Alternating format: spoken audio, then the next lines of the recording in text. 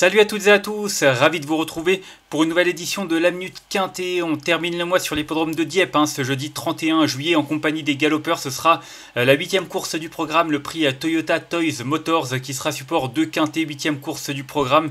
Il s'agit d'un handicap pour la jeune génération, des poulains et pouliches de 3 ans en lice sur 1800 mètres dans ce handicap qui sera prévu aux alentours de 20h15. On a 16 concurrents qui seront en lice avec pas mal de profils différents. On a vraiment de quoi faire avec des chevaux qui viennent d'horizons différents. C'est jamais évident, même si on a quand même des éléments qui ont déjà couru dans cette catégorie. Là, je trouve que celui-là est particulièrement indécis parce qu'on a des chevaux qu'on n'a jamais vus à ce niveau-là, notamment parmi les gros poids. Du coup, ça promet peut-être quelques surprises. En tout cas, j'ai retenu en tête de ma session des éléments qui ont fait leur preuve dans cette catégorie, à commencer par le numéro 4 Dalakir qui a couru 2 épreuves support de Quintet pour 2 places sur le podium. C'était le 30 avril du côté de Longchamp, puis ensuite le 25 mai toujours du côté du Temple du Galop. C'était sur 2000 et 2100 mètres, donc je pense que le fait de revenir sur 1800 mètres ne va pas le contrarier. Il a repris de la fraîcheur depuis sa dernière tentative puisqu'on ne l'avait pas revu depuis 2 mois. C'est un cheval qui court bien sur sa fraîcheur. Il l'a prouvé lors de sa rentrée courant mars. Et puis c'est vrai qu'on l'a vu évoluer parfois de manière rapprochée, mais pas tant que ça au final. Donc je pense que c'est un cheval qui a clairement de la marge. Ça c'est évident, il l'a montré lors de ses 2 tentatives dans des courses support de Quintet. Mais je pense qu'en plus la fraîcheur qu'il aura pour cette épreuve va jouer en sa faveur. En tout cas, le terrain souple ne va pas le contrarier, bien au contraire. Son succès a été acquis au Lion d'Angers le 6 avril sur un terrain justement qui était souple. Donc pour moi, il coche à peu près toutes les cases et c'est vrai qu'avant le coup, c'est une toute première chance. Ensuite, j'ai retenu en 2e position le numéro 3, Goodspeed. Lui aussi a repris de la fraîcheur. C'est pas un profil similaire. Lui, il a beaucoup plus d'expérience. C'est un cheval qui a déjà couru une dizaine de fois. Il a vraiment réalisé une très bonne première moitié de saison, que ce soit du côté de Cagnes durant l'hiver ou ensuite au printemps en région parisienne. Il a été très intéressant durant ses tentatives dans des épreuves support de Quintet, puisque en 3 tentatives dans cette catégorie, il a toujours terminé à l'arrivée 3e, 2e puis 4e. Donc voilà, il s'adapte à tous les terrains, il sait tout faire. C'est un cheval qui est vraiment assez plaisant et c'est vrai que le fait d'avoir peut-être repris un peu de fraîcheur, puisqu'on ne l'a pas revu depuis fin mai d'ailleurs. Lors de cette tentative, il terminait 4e derrière justement Dalakir. Donc la ligne est excellente. Il est associé à Christiane Demuro qui le connaît parfaitement. Voilà, il a tout pour plaire. Pour moi, c'est un très bon point d'appui au départ de ce Quintet. Et c'est vrai qu'avant le coup, c'est vraiment difficile d'aller contre sa candidature. Ensuite, derrière ces deux-là, c'est un peu plus ouvert. Je trouve que voilà, on a des profils comme j'ai dit différents. J'ai retenu le numéro 5, Goldie Girl. C'est l'une des débutantes dans cette catégorie et c'est vrai qu'elle reste sur 2 deuxièmes places.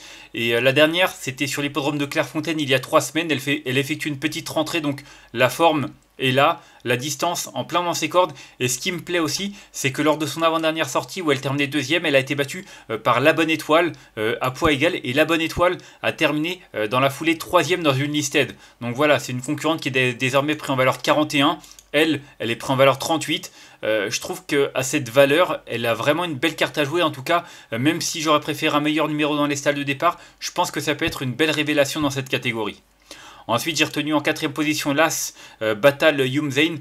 C'est également un concurrent qui débute dans les handicaps. Maintenant, il vient de nous assurer de sa forme en s'imposant sur ce parcours. D'ailleurs, c'est le seul à avoir déjà pratiqué ce parcours. Et c'est vrai que c'était il y a 1 mois et demi de cela, mais le cheval est en forme. Clairement, on fait appel à Aurélien Lemaître pour le monter. C'est un cheval qui a quand même été jugé digne de courir au niveau groupe 3, même s'il n'a pu faire mieux que 6e.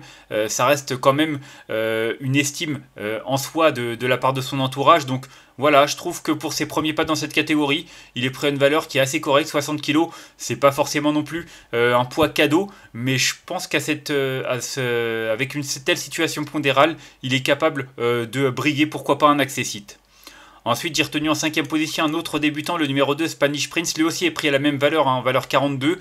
C'est un profil à peu près similaire dans le sens où il est très régulier. Lui n'a pas couru groupe 3, mais il a couru listed. Il a d'ailleurs terminé 5e de listed du côté de Bordeaux courant mai. C'était pas si mal que cela, parce que les écarts au final à l'arrivée sont pas non plus énormes. Il est à 1/4 de longueur du 4e, qui lui-même est à une longueur. Enfin voilà, les 5 premiers se tiennent en 3 longueurs à peine. Donc pour moi, je trouve que c'est vraiment pas mal au niveau de cette performance. En tout cas, bon, faut voir ce que ça va donner en valeur 42, bien entendu.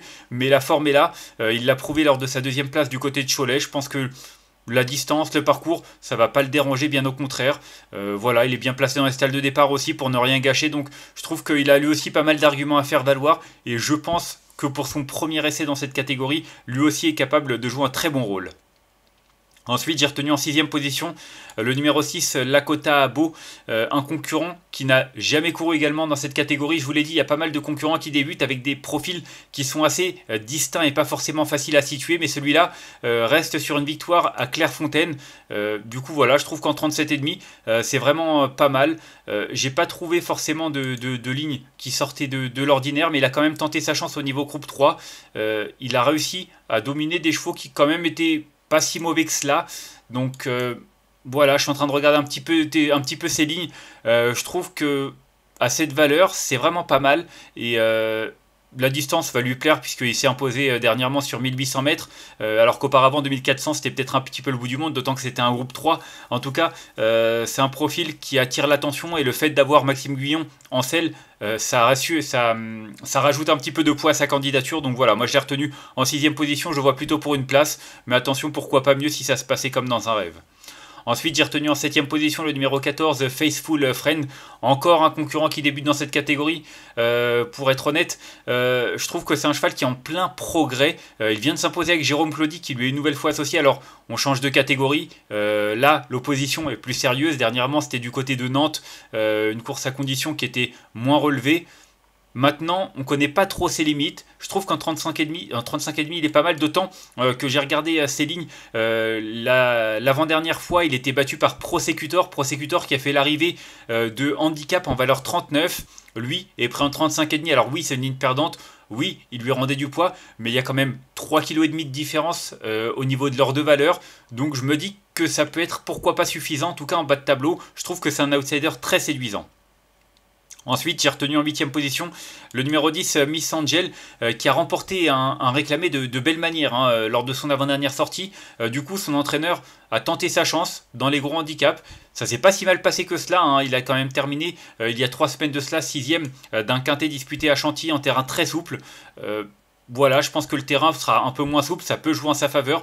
Auparavant, il s'était imposé vraiment de belle manière. C'était certes en terrain très souple, mais je pense que le cheval sera encore mieux sur une piste qui est peut-être un peu plus ferme. Il avait gagné un terrain bon souple au Croisé-la-Roche auparavant, donc je me dis qu'un terrain juste souple, ça peut vraiment être pas mal. En tout cas, elle va certainement afficher des progrès sur sa récente tentative dans un quintet, et je trouve qu'avec Alexis Pouchin, c'est une chance tout à fait régulière pour les places.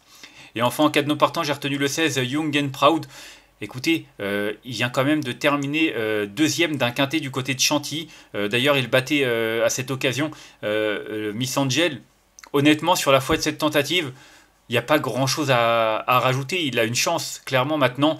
La distance est un petit peu plus courte. Faut voir maintenant. Je sais pas, je pense que c'est un cheval qui a beaucoup progressé. Il était quand même plutôt dans des courses à réclamer auparavant. Il avait eu du mal à s'illustrer en valeur 34-35. Là, voilà, je le dis, il a beaucoup progressé. Donc s'il confirme cette tentative, bien entendu, il sera dans le coup. Moi, j'ai des petits doutes, mais c'est vrai qu'avant le coup, c'est difficile malgré tout de l'écarter d'une sélection. On va faire un petit récapitulatif de ma sélection justement avec le numéro 4 que j'ai retenu devant le 3, le 5, l'As, le 2, le 6, le 14 et le 10. Et en cas de non partant, le numéro 16. En conseil de jeu, bah écoutez, 4 et 3 pour moi ce sont vraiment deux très bonnes bases. Ils vont montrer leur compétitivité à ce niveau-là. Ils ont de la fraîcheur. Je pense vraiment que ça peut faire de la différence à cette période de l'année. Donc 4 et 3, deux très bonnes bases. Derrière, il y a pas mal de débutants. J'en ai retenu 5 derrière mes deux premiers chevaux. Donc clairement, ça va être une question d'impression, j'ai envie de vous dire, parce que au final, quand on débute dans cette catégorie, il y a toujours la petite incertitude de la compétitivité. Mais c'est vrai que le 5, sur sa deuxième place, derrière une pouliche qui a derrière fait l'arrivée de Listed, je trouve que ça peut être vraiment pas mal, même si j'aurais préféré un meilleur numéro dans les stalles de départ. 4, 3 et 5, ce seront donc mes deux préférés dans cette épreuve. Ça reste bien entendu ouvert. En tout cas, je vous remercie de m'avoir suivi pour cette nouvelle édition de la Minute Quintet. Si vous avez aimé cette vidéo, n'hésitez pas à la liker, à la partager ou encore à vous abonner à notre chaîne YouTube en cochant la petite cloche pour être au courant des prochaines vidéos. On se retrouvera demain. Ce sera du côté de Cabourg certainement, comme tous les vendredis. En attendant, je vous souhaite une excellente journée et de bons jeux à tous. Bye bye.